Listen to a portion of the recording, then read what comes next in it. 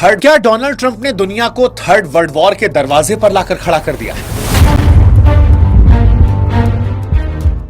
और एक्सपर्ट्स तो यहां तक कह रहे हैं कि तीसरा वर्ल्ड वॉर शुरू हो चुका है, बस हमें इसका एहसास।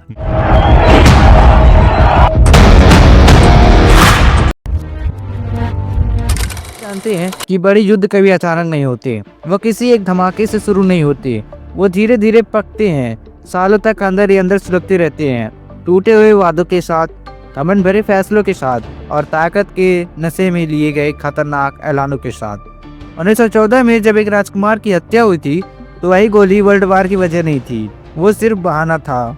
1939 में जब हिटलर ने पोलैंड पर हमला किया था तो वही हमला जंग की शुरुआत नहीं था, जंग का स्क्रिप्ट बहुत पहले लिखी जा चुकी थी। और आज जनवरी 2026 में दुनिया एक बार फिर से उसी मोड़ पर खड़ी है, जहाँ कानून किताबों में है लेकिन फैसले ट्विटर पोस्ट से लिए जा रहे हैं, जहाँ राष्ट्रों की कीमत एक आदमी के मूड पर टिकी हुई है। आज दुनिया का सबसे खतरनाक देश एक ऐसे राष्ट्रपति के हाथ में है जो खुद को सिर्फ प्रेसिडेंट नहीं बल्कि सुपर प्रेसिडेंट मानने लगा है, जिसके लिए दोस्त वही है जो झुके और दुश्मन वो है जो सवाल पूछे। और इसी वजह से 2026 की शुरुआत किसी न्यू ईयर सेलिब्रेशन जैसी नहीं बल्कि किसी हॉरर फिल्म के ट्रेलर जैसी लग रही है। सवाल ये नहीं है कि दुनिया खतरे में है या नहीं, सवाल ये है कि क्या डोनाल्ड ट्रंप दुनिया को थर्ड वर्ल्ड वॉर के दरवाजे तक ले आए हैं। डोनाल्ड ट्रंप का नया फार्मूला बहुत सीधा है, जो मेरे साथ है वो दोस्त है, जो मेरे खिलाफ है वो दुश्मन है, जो झुके वो सुरक्षित है, जो सवाल करे वो टारगेट है। आज अमेरिका दोस्त नहीं ढूंढ रहा, आज अमेरिका वफादार नौकर ढूंढ रहा है। और यही वजह है कि 2026 की शुरुआत किसी न्यू ईयर सेलिब्रेशन जैसी नहीं बल्कि किसी हॉरर फिल्म जैसी लग रही है। जनवरी 2026 सिर्फ नया साल नहीं था, ये था नई तबाही की शुरुआत। 1 जनवरी 2026 को अमेरिकी कमांडो वेनेजुएला की राजधानी में उतरते हैं। राष्ट्रपति मादुरो को उनके घर से उठा लिया जाता है। व्हाइट हाउस कहता है तानाशाही खत्म। लेकिन सवाल ये है, अगर वो तानाशाह थे तो चुनाव क्यों हुए थे? अब दूसरा देखिए, 3 जनवरी अमेरिकी नेवी रूस के परमाणु पनडुब्बियों के सामने तेल टैंकर जब्त कर लेते हैं। रूस इसे समुद्री डकैती कहता है, लेकिन रूस इसे फिर भी जाने देता है।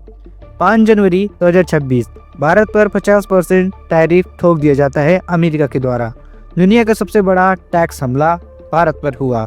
ठीक अगले दिन 6 जनवरी को चीन जाने वाले तेल टैंकरों को रोका जाता है। तेल नहीं, चीन की सांस रोकी जाती है।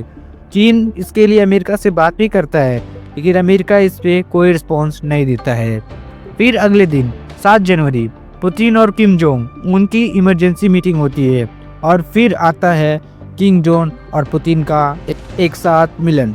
फिर 11 जनवरी को जब डोनाल्ड ट्रंप खुद को वेनेजुएला का कार्यकारी राष्ट्रपति घोषित कर देते हैं, तो ये 2.5 साल की अमेरिकी इतिहास में कभी ऐसा नहीं हुआ था कि कोई अमेरिकी राष्ट्रपति खुद को अपने कार्यकारी राष्ट्रपति खुद पे चुन ले।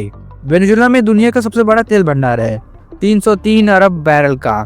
मतलब दुनिया का बिजली, दुनिया का फैक्ट्री, दुनिया की गाड़ियाँ, सबका स्विच यही है। और ट्रंप ने उसी स्विच पर कब्जा कर लिया। लेकिन ये सिर्फ तेल की लड़ाई नहीं है, ये डॉलर की बादशाहत की लड़ाई है।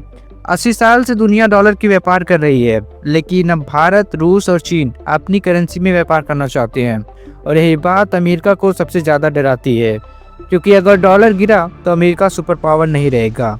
और इसीलिए भारत पर टैक्स, रूस पर दबाव, चीन की नाबंदी सब एक ही युद्ध का हिस्सा है। बंदूकों पर नहीं, पैसों की जंग के अमेरिका खेल रहा है। लेकिन अमेरिका से अभी तक दुश्मन ही डर रहे थे, लेकिन अब दोस्त भी डरने लगे हैं। डेनमार्क को धमकी दी है डोनाल्ड ट्रंप ने, ग्रीनलैंड हमें बेच दो। ग्रीनलैंड सिर्फ बर्फ नहीं है, वो रेयर मिनरल का खजाना है। मोबाइल, मिसाइल, सैटेलाइट, इन सभी का मिनरल्स वहाँ पर मौजूद है और यहीं पर उनकी मैन्युफैक्चरिंग भी होती है। नेटो 76 साल में जिस भरोसे पर टिका था, वो भरोसा टूट रहा है। यूरोप समझ चुका है अब अमेरिका दोस्त नहीं है। अब अमेरिका बिजनेस करने के लिए ही किसी को दोस्त और किसी को दुश्मन बनाता है। आज की जंग सिर्फ बॉर्डर पर नहीं लड़ी जाती, आज की जंग बिजली से लड़ी जाती है, इंटरनेट से लड़ी जाती है, सैटेलाइट से लड़ी जाती है। एक क्लिक और पूरा शहर अंधेरे में। ना एटीएम कार्ड चलेगा, ना अस्पताल खुलेंगे, ना मोबाइल में इंटरनेट चलेगा, ना ही घर में पानी आएगा। रूस और चीन ने अपनी साइबर आर्मी एक्टिव कर दी है। रूस कह चुका है, अगर मेरे जीपीएस को छुआ तो अमेरिका के सैटेलाइट गिरेंगे और वो भी आसमान में, और किसी को भनक नहीं लगेगा। युद्ध अब मिसाइल से पहले ब्लैकआउट से शुरू होगा, वो भी अंतरिक्ष में। जब आम आदमी सो रहा है, अमीर लोग बंकर बना रहे हैं। स्विट्जरलैंड और न्यूजीलैंड में अंडरग्राउंड शहर बने जा रहे हैं।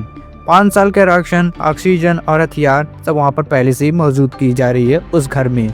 जब अमीर लोग जमीन के नीचे घर बनाएं तो समझ जाइए आसमान से कुछ गिरने वाला है। अब आसमान से क्या गिरेंगे ये आप खुद समझ जाइए, जिस तरीके का सिचुएशन अभी क्रिएट हो रहा है। आज दुनिया उस दौर पर पहुंच चुकी है जहां एक आदमी का घमंड पूरी धरती की किस्मत तय कर सकता है। हिटलर जर्मनी से बड़ा हो गया था और दुनिया जल गई। आज डोनाल्ड ट्रंप खुद से अमेरिका से बड़ा मानने लगे हैं, और इतिहास बताता है जब एक आदमी खुद को देश से बड़ा समझने लगे तो दुनिया तबाही की तरफ बढ़ती है। सवाल ये नहीं है कि युद्ध होगा या नहीं, सवाल ये है जब होगा तब हम कहाँ होंगे। क्या ये रोका जा सकता है या फिर माचिस की तीली बारूद पर गिर चुकी है? आप क्या सोचते हैं? कमेंट में जरूर लिखिए, और वीडियो पसंद आए हो तो लाइक शेयर सब्सक्राइब जरूर कर दीजिएगा।